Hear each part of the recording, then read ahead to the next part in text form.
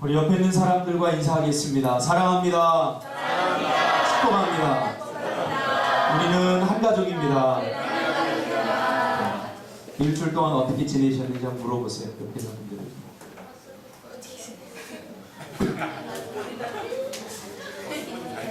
잘 지내셨죠? 깜짝 놀랐어요. 밤비 눈에다 무슨 짓을 할까? 오늘 아이라인이 조금 진한데요. 누구 만나러 가요?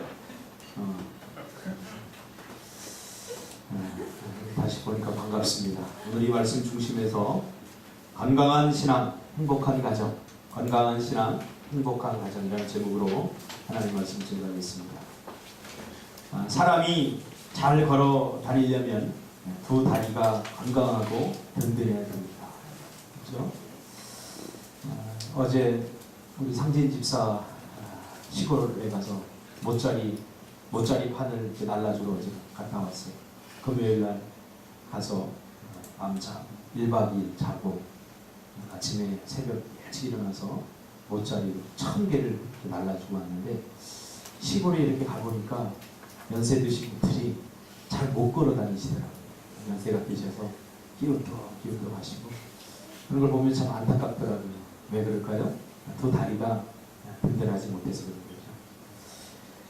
우리가 잘 걸어 다니려면 두 다리가 건강해야 되듯이 하나님이 주신 인생이라고 하는 길을 경주할 때 그 경주가 즐겁고 행복하려면 두 다리가 건강해야 되는데, 그 두 다리 역할을 한 게 뭘까?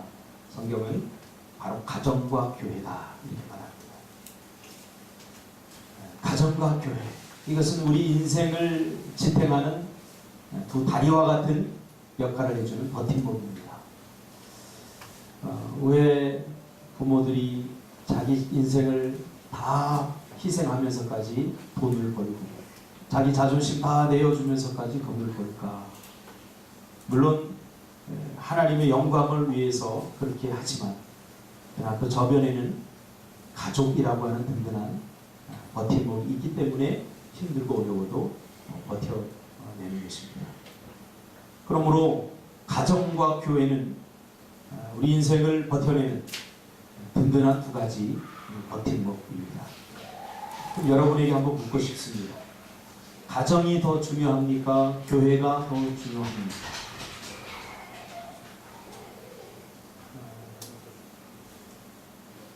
솔직하게 여러분 자신에게 한번 대답을 해보세요. 교회가 더 중요합니까? 아니면 가정이 더 중요합니까?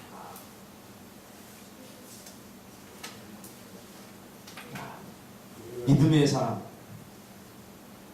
무슨 얘기합니까? 가정이 더 중요합니까? 이건 굉장히 중요합니다. 답은 누구나 할 수 있어요. 원론적인 정답은 다 이야기할 수 있어요. 교회가 더 중요합니다. 이렇게 얘기할 수 있어요. 그러나 신앙의 고백으로서 우승이에게 질문을 해보겠습니다. 우승이는 가정이 더 중요하다고 생각합니까? 교회가 더 중요하다고 생각합니까? 솔직하게 말씀하셨습니다. 가정이 중요하다. 가정이 중요하다고 생각합니다.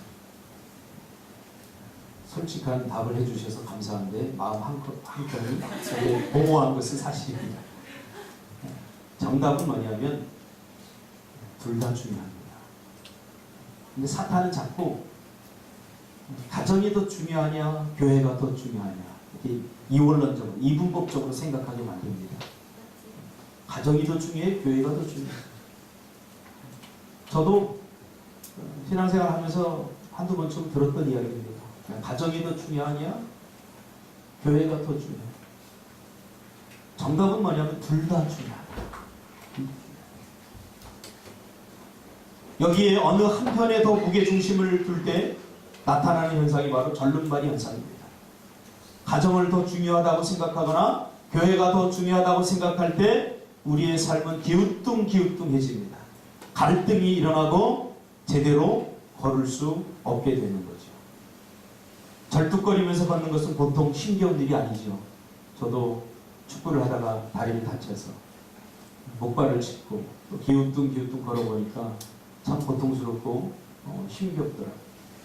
정상적인 삶을 살 수 없더라. 절뚝거리면서 걷는 것은 보통 힘겨운 일이 아니듯이 절름발이 신앙, 절대로 행복할 수 없는 겁니다. 그러므로 가정과 교회는 하나님이 우리를 기쁘게 하고 행복하게 하려고 만들어주신 가장 아름다운 제도이며 축복의 제도입니다. 가정과 교회는 하나님께서 우리에게 복 주시기 위해서, 우리를 행복하게 만들기 위해서 주신 축복의 제도들입니다.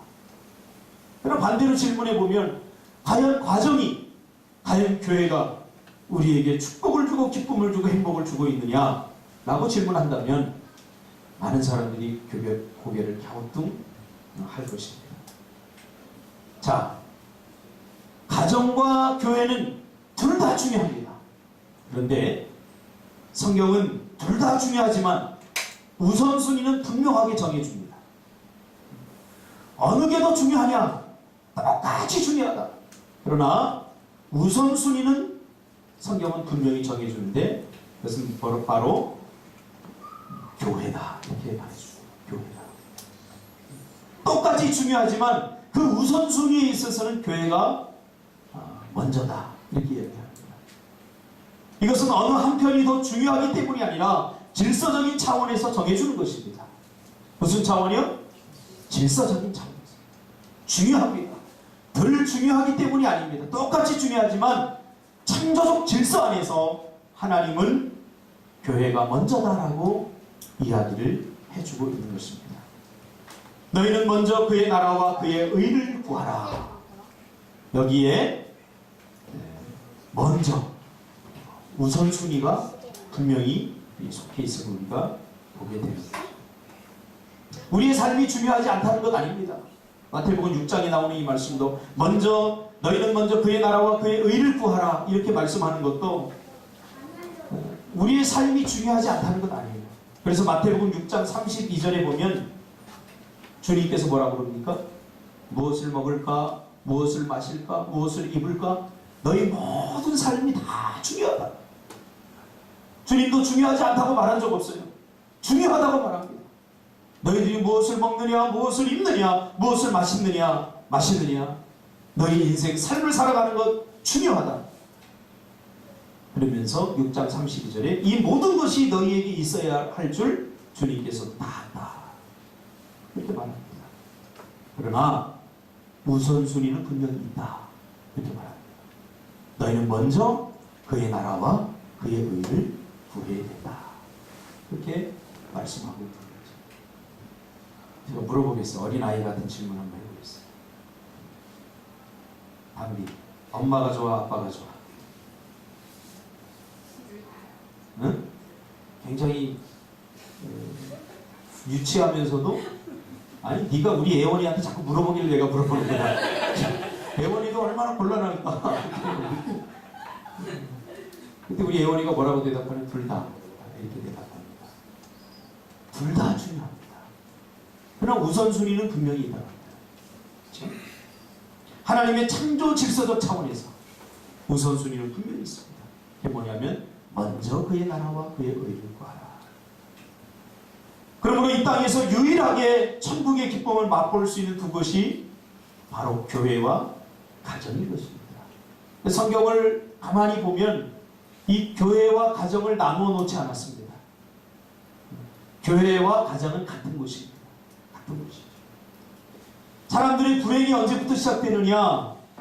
이 둘 중에 한 곳을 더 중요하다고 생각해서 삶의 균형이 깨어질 때부터 갈등이 일어나고 문제가 생기게 되는 거죠. 그래서 신앙이 더 중요하다. 이것은 건강한 신앙 같지만 결국 건강한 신앙이 아닙니다.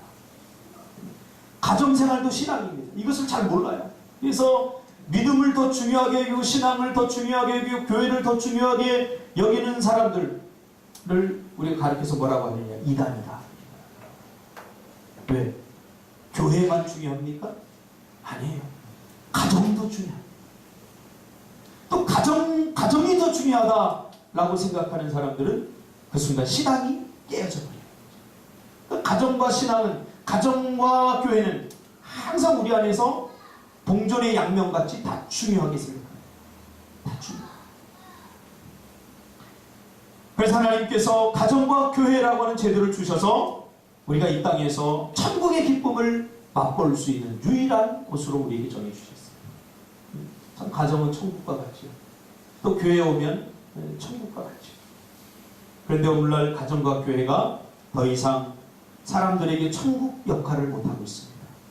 기쁨과 행복이 되지 못하고 있습니다. 저도 보니까 그렇게 웃을 일이 많지 않은데 집에 오면 우리 꼬맹이 두 명이 얼마나 웃겨대는지 막 춤을 추고 막 둘이 막 제잘제잘 얘기하고 나도 모르게 입꼬리가 이렇게 올라가요. 이렇게 보면서 야, 하나님이 주신 저 자녀들 때문에 내가 웃을 수 있고 그래서 행복을 누릴 수 있게 되는구나. 그러면서 내 의지가 더 불타오르는 거죠. 그렇습니다. 교회도 마찬가지입니다. 교회 주일이 기다려져요. 또 공예배가 기다려져요. 수요예배, 금요예배. 왜 그러냐면 그때 모여서 우리 청년들이 깔깔대고 웃어대고 막 우리 나이에 아무도 타의 추종을 불허하는 그 웃음소리 요새는 좀 줄어드는 것 같아서 걱정이 되긴 합니다만 이 청년들의 그 제잘거리는 소리 막 웃고 떠드는 소리를 듣고 있으면 교회가 마치 살아있는 것 같은 그런 느낌을 받게 됩니다. 그러나 오늘날 이 가정과 교회가 더 이상 행복과 기쁨을 얻는 장소가 되지 못하고 있습니다. 왜 그럴까요? 오늘은 가정 중심으로 한번 살펴보려고 합니다. 왜 그러냐? 가정의 기능과 역할을 제대로 하지 못하고 있기 때문입니다. 가정이 가정으로서의 기능, 하나님께서 가정을 디자인하시고 만들어 주실 때는 가정의 역할, 또 교회를 주실 때는 교회의 역할을 분명히 주셨어요. 근데 그 기능과 역할을 지금 제대로 하고 있지 못하기 때문에 그렇죠. 요즘 건강하고 행복한 가정 혹은 건강하고 행복한 교회 참 찾아보기 힘듭니다. 큰 교회는 많이 찾아볼 수 있어요. 멋지게 지어진 교회는 많이 찾아볼 수 있어요. 좋은 아파트에 사는 가정은 찾아볼 수 있어요. 그러나 웃음소리가 넘쳐나고 정말 행복한 가정을 찾아보기는 힘든 그런 시대가 되어가고 있습니다. 심지어 예수 믿는 가정 속에서도 이러한 일들이 비일비재하게 일어납니다. 왜 그럴까? 예수 믿지 않는 사람들은 그렇다고 쳐도 우리 예수 믿는 사람들이 가정을 이루고 또 그 가정들이 행복하지 못한다고 생각할 때 가슴이 메어져 옵니다. 왜 그럴까?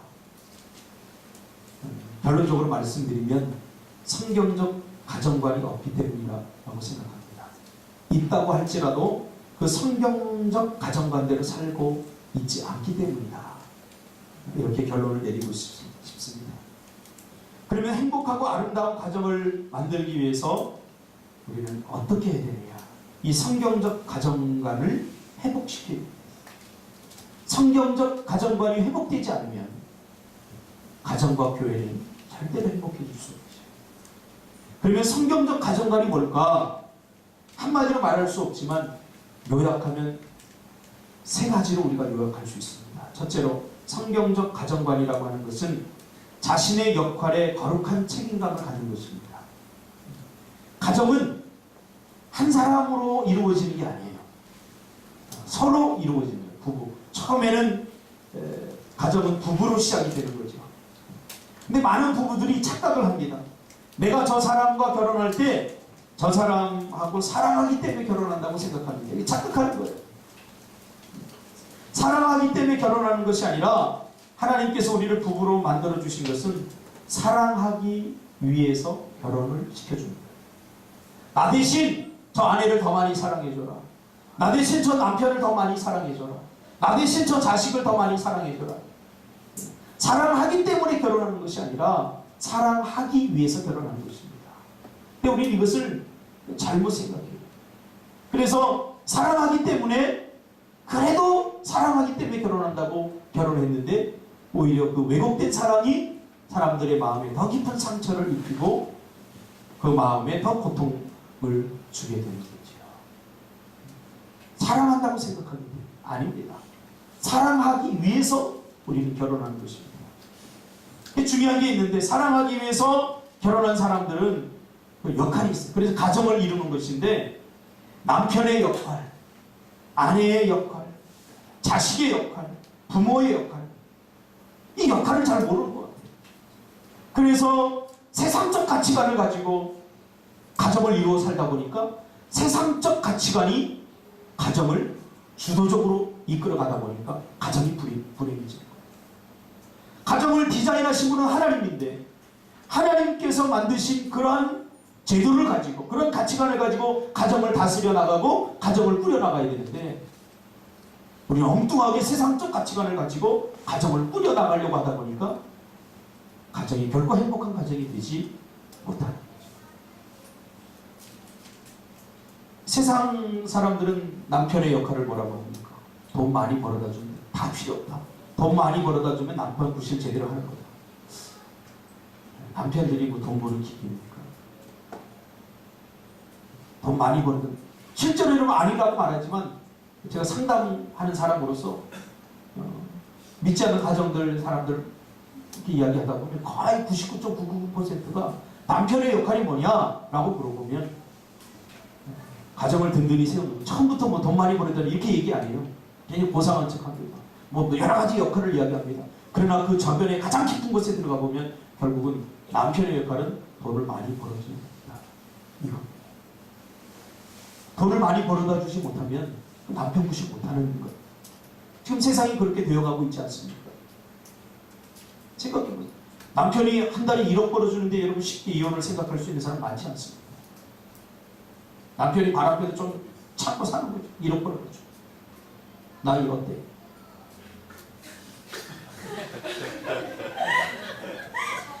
참아야죠. 센스가 있어요, 이 나이가. 1억 벌어다 주는데. 남편의 역할이 뭐냐? 잘 몰라요. 어떤 역할을 하는지. 그런가 하면 아내의 역할은 아내의 역할은 뭐예요? 아내의 역할. 또 자식의 역할은 뭐예요? 부모의 역할은 뭐예요? 이거 잘 몰라요. 에베소서 오늘 본문의 5장 6장에 보면 남편의 역할이 나옵니다. 남편의 역할은 남편의 사명, 역할이라고 하는 사명이에요. 남편의 사명은 아내를 사랑하는 것임을 믿으시길 바랍니다. 아내를 사랑해 줍니다. 이게 조건이 들어가면 안 돼요. 무엇 때문에 사랑한다 그러면 안 돼요. 제가 저희 집사람을 사랑하기 위해서 많이 애를 씁니다. 맨정신으로는 사랑이 안 되기 때문에 저희 집사람을 바비 인형으로 제가 부릅니다. 그래서 제가 요즘 바비킴이라고 합니다. 바비킴. 부단한 노력이 필요한 거예요. 부단한 왜 그렇게 웃어요? 그냥 되어지는 게 아니에요. 사랑은 감정이 아니기 때문에.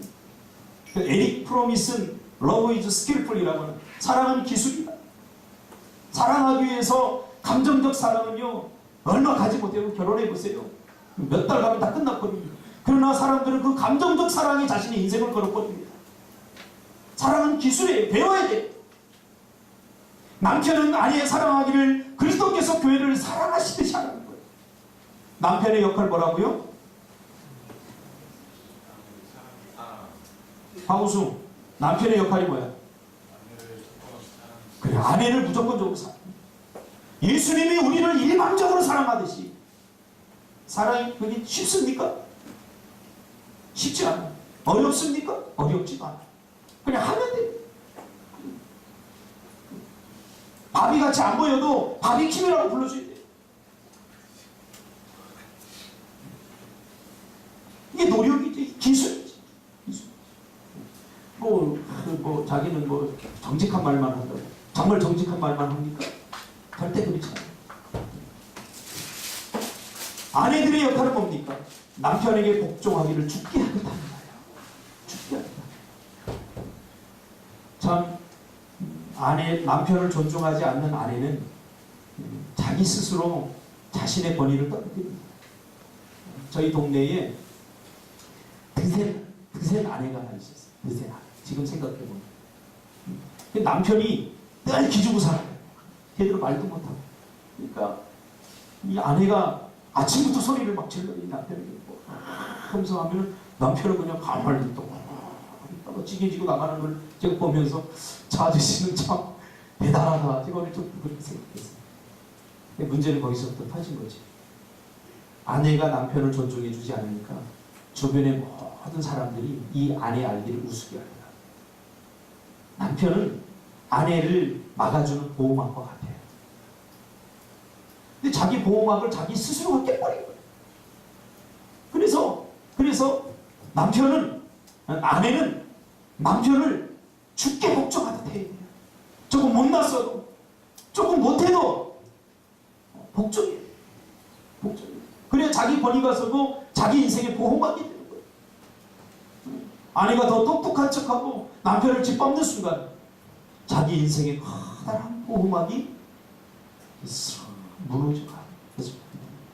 그러니까 이 여자가 동네 사람들이 그냥 우습게 알아요.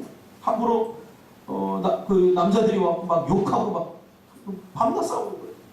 그러니까 자기 스스로가 지켜나갈 수 없는 거죠. 남편의 한마디로 끝나버려요. 그래서 참 성경을 보면 다 맞아요. 아내는 남편을 죽게 복종하지 않아. 복종할 마음 하기 때문에 하는 게 아니에요. 질서라는 거예요. 질서.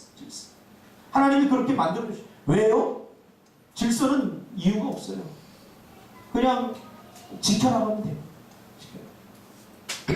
자식은 부모에게 순종하라. 또 부모는 자녀를 노엽게 하지 말라. 자, 이렇게 얘기하니까 누가 모릅니까? 다 알죠. 근데 잘 안 돼요. 왜 안 되는 줄 아십니까? 왜 남편이 아내를 사랑하는 게 안 되고, 아내가 남편을 죽게 복종하듯이 복종하는 게 안 되고, 자식은 부모에게 순종하는 게 안 되고, 부모는 자녀를 노엽게 하는 것이 왜 안 되는 줄 아십니까? 이것을 말씀하고 가장 중요한 말씀을 주님께서 하셨는데, 그게 뭐냐면, 이 모든 것의 중심에는 무엇이 있는가 하면 바로 의무가 있어요. 이건 하나의 관계식이거든요. 관계식. 부모와 자녀 간에도 관계식이 중요합니다. 부부 간에도 관계식이 중요합니다. 관계식이거든요. 이 관계식의 핵심에는 뭐가 있냐면 의무가 있다.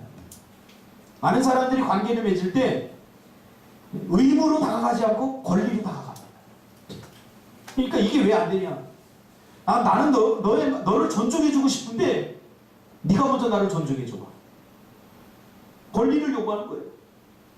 내가 복종할게. 내가 존경할게. 그러니 존경할 만한 짓을 좀 해봐. 이게 뭐예요? 권리로 다가가는 거예요. 그러나 성경은 의무로 다가가는 거예요. 다가가라는 거죠. 내가 저 사람에게 뭔가를 요구하기 전에 내가 저 사람에게 정말로 내 역할을 잘 했느냐, 내가 해야 할 일들을 정말 잘하고 있느냐, 아내가 남편의 역할을 제대로 하고 있느냐, 주장하기 전에, 권리를 주장하기 전에, 대접받으려고 하기 전에 나는 남편을 제대로 잘 대접해주고 있느냐, 아내로서의 의무를 다하고 있느냐, 이렇게 다가가야 되는데 우리 거꾸로 다가가는 거예요. 저 사람이 먼저 존경받을 짓을 하면 내가 존경해줄게. 저 사람이 순종받을 만한 짓을 하면 내가 순종해줄게. 이렇게 권리를 주장한다는 거예요. 그러니까 이것은 수평선을 갈 수밖에 없어요. 이 수평선을 끊는 방법인데 그게 뭐냐면 내가 먼저 저 사람에게 의무로 다가가라. 우리 남편 보니까 내가 정말 아내로서의 역할을 내가 잘 감당해서 남편을 기쁘게 하고 있는가. 남편의 역할을 잘하기 때문에 존중하라는 거 아닙니다. 아내의 역할을 내가 먼저 다 하고 있는가. 그걸 물어봐야 돼요. 자식들도 마찬가지예요. 엄마가 나한테 해준 게 뭐가 있어? 부모가 나한테 해준 게 뭐가 있어? 이렇게 다가가지 말고 나는 자녀로서 부모를 기쁘시게 할 만한 그러한 역할, 그런 의무를 다하고 있느냐. 이렇게 다가가야죠. 내가 저 사람에게 무엇을 해줄까? 나는 그것을 잘 해내고 있는가? 이렇게 다가가라는 거예요. 의무. 근데 불행한 가정, 행복하지 못한 가정을 보면 거꾸로 합니다. 자꾸 자기 권리만 주장해요. 엄마가 나한테 해준 게 뭐 있어? 당신이 나한테 평생 해준 게 뭐 있어? 자꾸 권리를 누리려고만 해요. 그러니까 안 되는 거예요. 안 되는 거예요. 저 사람이 요구하는 거 내가 먼저 들어주는 거. 이게 의무입니다. 그것을 해주라는 거지. 성경은 권리를 주장하기 전에 먼저 의무로 다가가야 된다. 이렇게 말하고 있는 것입니다. 그래서 미국의 유명한 대통령이 그런 말이 있잖아요. 뭔가를 해주기 전에, 내가 뭔가를 받기 전에 뭔가를 해주는 사람입니다. 그리고 그 의무의 거룩한 책임감을 가지고 주님께서 이것 때문에 십자가를 지시며 자신의 역할에 죽음으로 지켜냈듯이 우리도 그래야 된다는 거죠. 십자가를 우리가 너무나 피상적으로 이해해요. 피상적으로. 그 주님이 지신 십자가. 주님이 누구 때문에 십자가를 지셨어요? 우리 때문에. 우리의 어떤 주님이 십자가를 질 만한 그런 우리가 그런 일을 했나요? 아니에요. 하나님은 일방적으로 우리를 사랑하시고 그리고 십자가를 지어내시고 있어요. 자신이 해야 될 역할을 우리에게 권리를 요구하기 전에 먼저 성실하게 감당하신다. 그것이 십자가 아니겠습니까? 이게 십자가. 부모에게 뭔가를 요구하기 전에 나는 자녀 입장에서 부모에게 정말로 내가 해야 할 일을 잘하고 있는가? 부모도 마찬가지, 부부 사이도 마찬가지. 의무로 다가가는 거죠. 조금만 힘들고 어려우면 불평하고 원망하고 포기하고 이렇게 하지 말라는 거죠. 그렇죠? 내가 먼저 그리고 의무로 다가가시기를 주님의 이름으로 축복합니다. 이 관계식의 기초입니다. 이것을 오늘 가정 속에서 우리가 배워야 되는 거예요. 가정 속에서. 부부가 살아가는 것을 자녀들에게 보여줘야 돼요. 우리 엄마가 어떻게 바라는가. 우리 엄마는 정말 의무만 다하는 것 같아요. 우리 아빠는 정말 의무만 다하고 권리는 요구하지 않는 것 같아요. 이렇게 될 때 자녀들도 그것을 보고 배우는 거예요. 그래서 가정은 최초의 학교입니다. 최초의 교회가 돼요. 오늘날처럼 이 에클레시아 이런 교회가 설립되기 전부터 가정은 학교의 역할을 감당했고 교회 역할을 감당했던 것입니다. 지금도 늦지 않았어요. 누구의 유행가처럼 하루를 살아도 우리가 하나님의 백성답게 살아요. 이미 우리 가정에 대해서는 아닙니다. 하루를 살아도 우리가 하나님의 말씀을 붙잡고 그 말씀대로 우리가 살아드리는 것이 중요한 거죠. 우리 꿈틀기의 모든 가정들은 의무로 다가가시기를 주님의 이름으로 축복합니다. 두 번째, 내가 먼저 희생하라고 가르칩니다. 불행한 가정의 특징, 웃음이 사라진 가정의 특징이 있습니다. 내가 먼저 희생하는 것이 아니라 너의 희생을 강요합니다. 그러나 행복한 가정은 먼저 내가 희생하고 내가 먼저 헌신하려고 합니다. 그러니까 서로 더 해주지 못해서 미안해하고 서로 더 사랑해주지 못해서 안달이 나 있습니다. 가정사역자들의 보고에 의하면 더 많이 희생하고 더 많이 헌신하려고 하는 그런 마음이 가득한 가정은 더 많은 희생이 일어나는 것이 아니라 더 많은 행복과 기쁨이 넘쳐난다. 그렇게 말합니다. 무슨 말입니까? 내가 더 많이 손해보고 내가 더 많이 희생하려고 하는 그 가정은 그 희생하려고 하는 사람에게 더 많은 희생거리와 더 많은 헌신거리를 강요하는 것이 아니라 오히려 더 기쁨과 행복이 넘쳐난다는 거죠. 무슨 말이에요? 우리 엄마가 이렇게 희생하고 이렇게 헌신하니까 내가 조금이라도 그 짐을 내가 나누어줘야 되겠다. 이런 일들이 더 많이 일어난다. 그러나 반대로 그 가정에 희생과 헌신을 하려고 하지 않는 가정은 희생과 헌신이 일어나지 않으므로 그 가정은 더욱더 불행해진다. 생각해보세요. 서로 헌신하려고 하지 않는 그 가정에 무슨 행복이 있고 무슨 기쁨이 있겠어요. 저는 그것들이 가정에서 또 어릴 적부터 배워야 된다고 생각해요. 제가 이렇게 어릴 적에 보면 저희 어머니가 심부름을 이렇게 시켜요. 그러면 심부름 차례가 어떻게 내려오냐면 큰 누나한테 화수가 뭐가 사와라. 그러면 이 화수기는 의숙이한테 드립니다. 야 갔다 와. 그럼 이 의숙이는 저희 형님한테 셋째 홍섭아 갔다 와. 그럽니다. 그러면 홍섭이는 막내인 형섭이한테 형섭아 갔다 와. 그러면 엄마가 불호령이 떨어집니다. 이놈의 새끼! 우리 애원이가 이놈의 새끼들 하는 것은 여기서부터 유래가 됐습니다. 엄마가 시키면 시키는 사람이 같아. 그래서 우리 당연히 엄마가 큰 누님한테 시켜요. 큰 누님이 당연히 가는 거예요. 어릴 적부터 그렇게 교육을 받아요. 근데 그것을 보고 내가 자랐기 때문에 내가 무슨 역할을 해야 되는지 그거 배우는데 별로 어렵지 않았어요.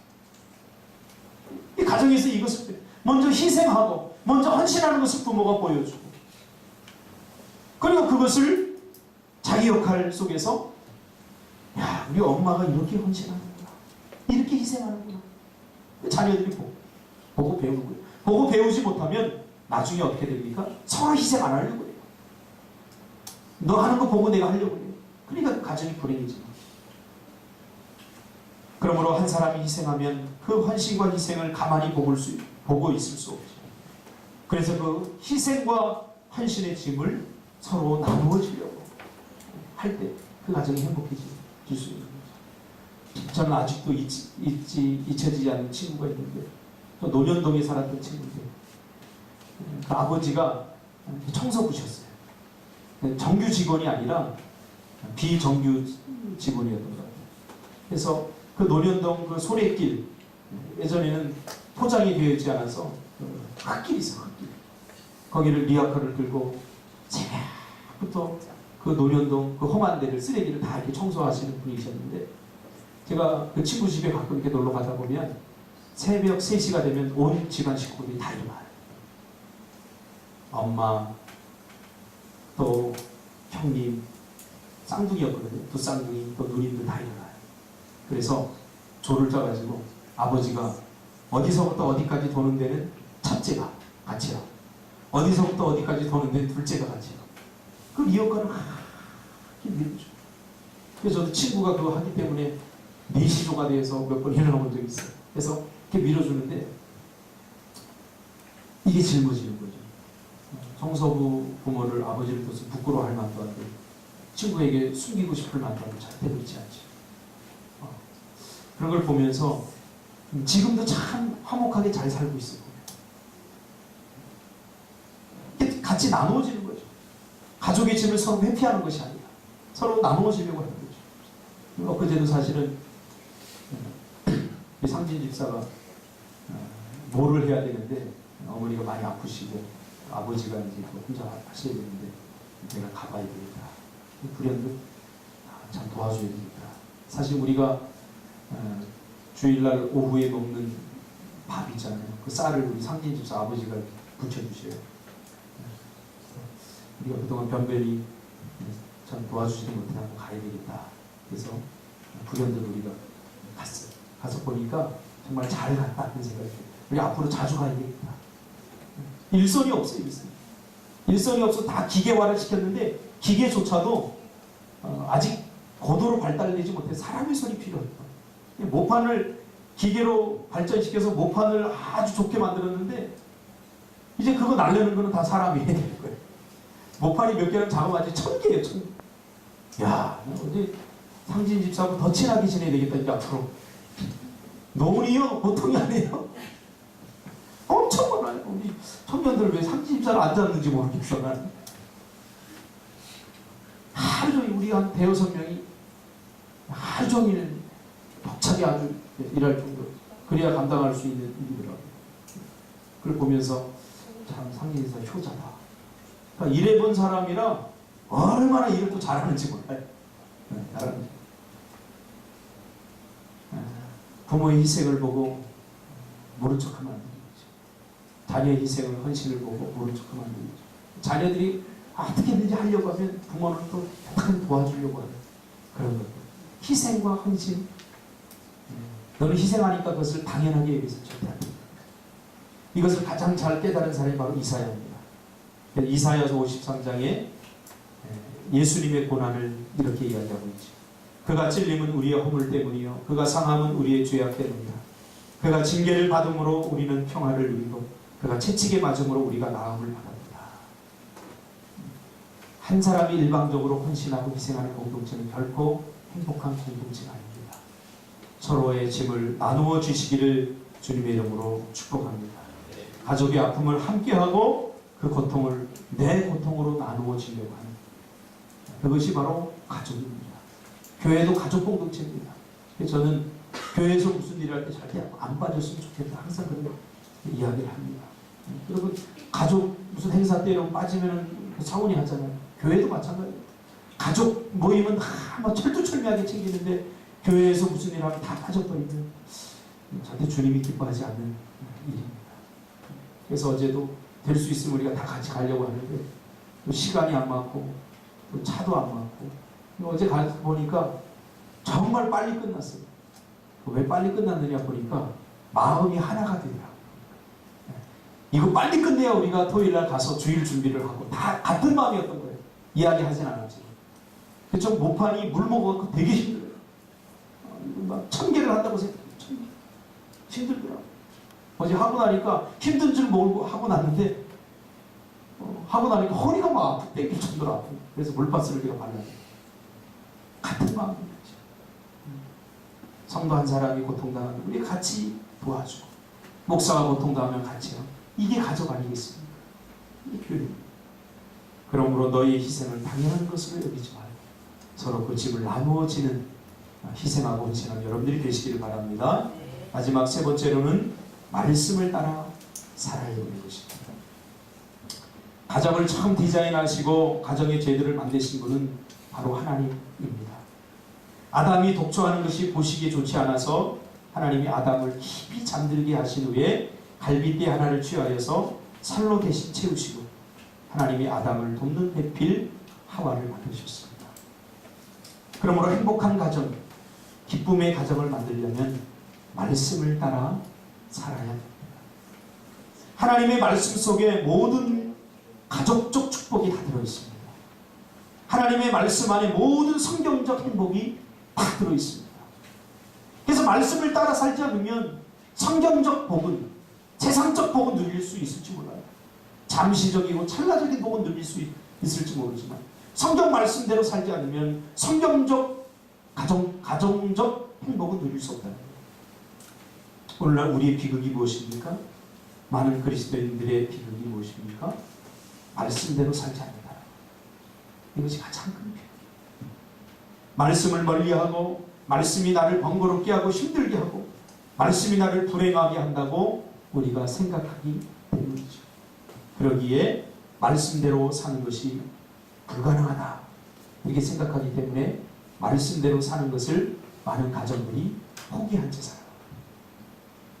말씀대로 살다가는 취직도 안 되고 삶이 제대로 이루어지지 않을 것 같은 두려움에 사로잡히게 되는 거죠. 그 두려움은 결국 최악의 선택을 하는데 어떤 선택을 하느냐? 비빔밥을 합니다. 어떤 비빔밥?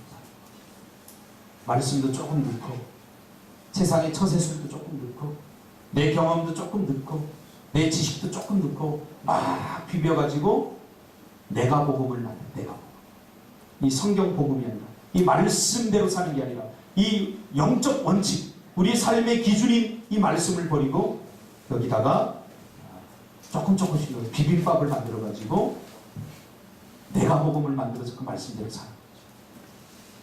말씀의 원칙은 뭐예요? 이것이 불행의 시작입니다. 조사한 바에 의하면 명문 가문일수록 가문이 다 하나씩이다. 가문. 대대로 내려오는 가문이다. 그리고 그 가문의 영향을 가장 많이 받는다. 그러니까 명문 가문일수록 그냥 멋지게 보이기 위해서 멋진 가문 이거 만드는 게 아니라 1대, 2대, 3대, 4대로부터 계속 중요하게 여기고 그 가문이 그 가문에 영향력을 미칠 수 있는 중요한 가문들이 하나씩 다 있다는 거예요. 명문 가문일 수 있어요. 그래서 가문이 있을 뿐만 아니라 그 가문대로 살려고 한다는 거예요. 이것이 명문 가문이다. 명문 성도가 있다고 생각합니다. 하나님의 말씀의 원칙을 가지고 그 말씀대로 살려고 하는 거룩한 몸부림이 명문 기독교 가문에게는 다 있다는 거죠. 그 무엇과도 바꿀 수 없는 원칙. 그것이 그 가정에게는 다 있다는 거죠. 그러나 안 명문 가문일수록 그냥 환경에 따라서 분위기에 따라서 그냥 되는 대로 이렇게 살아간다는 거죠. 우리 꿈틀기의 성도들은 분명한 영적 매뉴얼 하나님의 말씀을 여러분 가슴에 싣고 그 말씀의 원칙대로 살아가시기를 주님의 이름으로 축복합니다. 하나님의 말씀은 들으라고 주신 것이 아니라 그 말씀대로 살아내고 지키라고 주신 것입니다. 하나님은 우리가 말씀대로 살 때 가장 기뻐하십니다. 그러므로 건강한 신앙이 결국 행복한 가정을 만들어내는 것입니다. 자, 마지막으로 묻겠습니다. 교회가 중요합니까? 가정이 중요합니까? 둘 다 중요합니다. 그러나 우선순위는 뭡니까? 하나님의 창조 질서 속에서 교회가 우선입니다. 이 마음을 가슴에 품고 여러분의 인생을 살아가시기를 주님의 이름으로 축복합니다. 기도하겠습니다.